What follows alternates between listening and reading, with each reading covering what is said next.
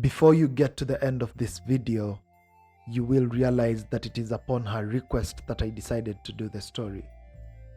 Africa's 54, the home of African tales. We talk about situations in Africa affecting Africans home and away. Sometimes we cry, others we laugh. But before you can judge me, let's hear what our beautiful South African lady has to say. Hello, my name is Olusindiso. I'm from South Africa.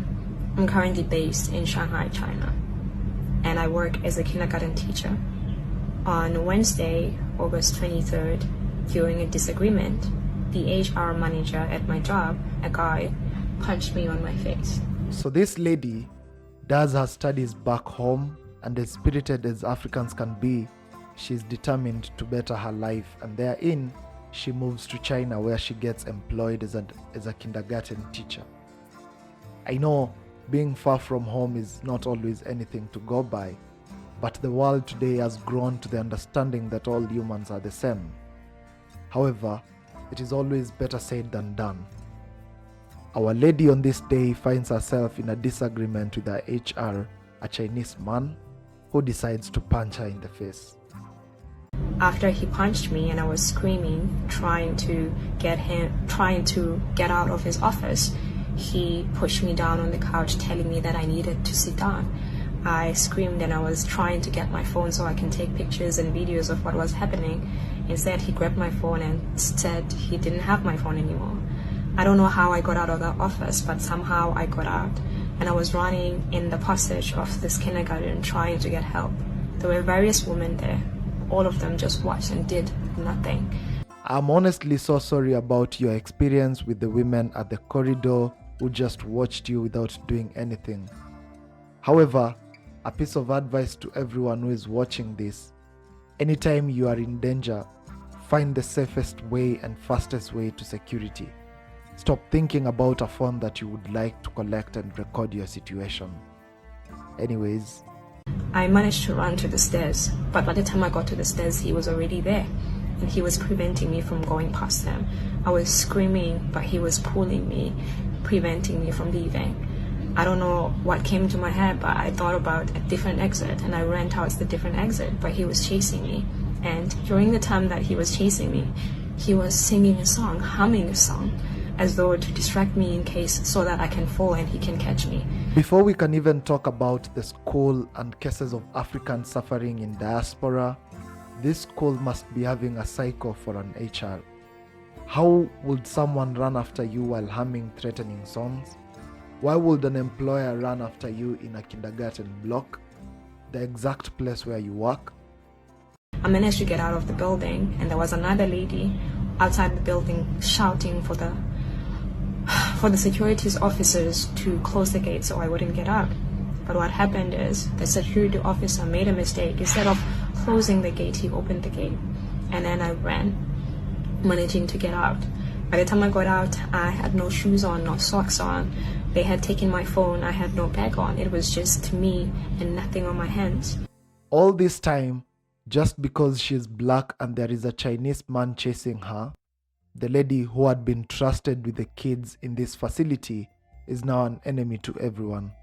But fortunately, this was one of her lucky days. I didn't know what to do, so I started walking on the streets, and I came across a young Chinese lady.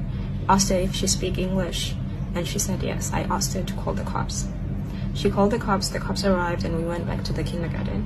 When we arrived at the kindergarten, they had gathered everything that belonged to me in a table, telling me that the reason why they were preventing me from leaving is because they wanted me to calm down so they can call the cops to resolve the issue, despite the fact that I wasn't feeling safe, and that is why I wanted to run away.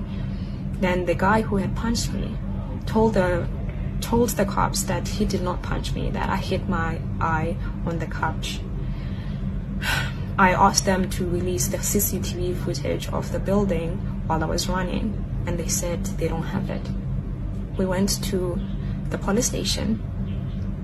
At the police station, the vice principal who saw everything happen said that she didn't see anything, and that when this guy might have hit me, she was on the phone, so she didn't see anything. When I arrived there, the cops basically told me that My visa is expiring next week and I do not have proof that this guy has hit me, and therefore I needed to settle. Feeling like I didn't have a choice, I ended up settling for compensation. From her voice, the look on her face, and the tears, you can tell that this is a traumatized lady who is not happy of the decisions she has made. But we are not in any justified position to judge her. Most of us would have done the same, but it seems the situation is not any easier for her. I'm making this video because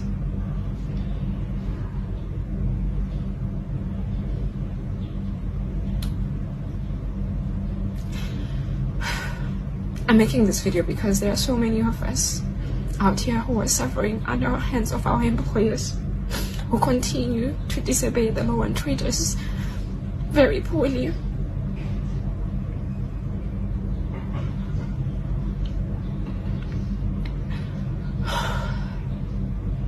And I'm also making this video because I feel very powerless in this situation.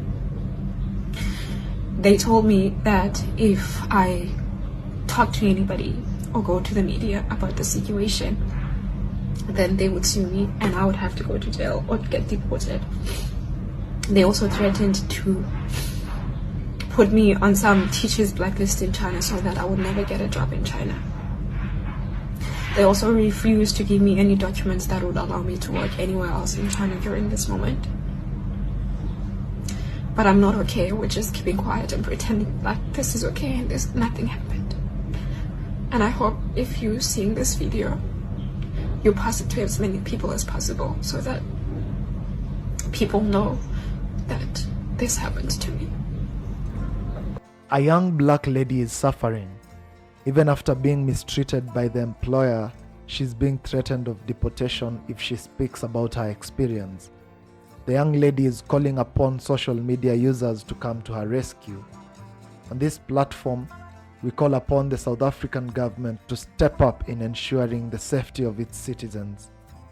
In regards to this situation, it is important for African governments to tone down their selfishness and greed and focus on creating worth employment for its people and ensure that existing diplomatic relations are observant of respect to visiting citizens. Ensure to share this video and let it get to the right people.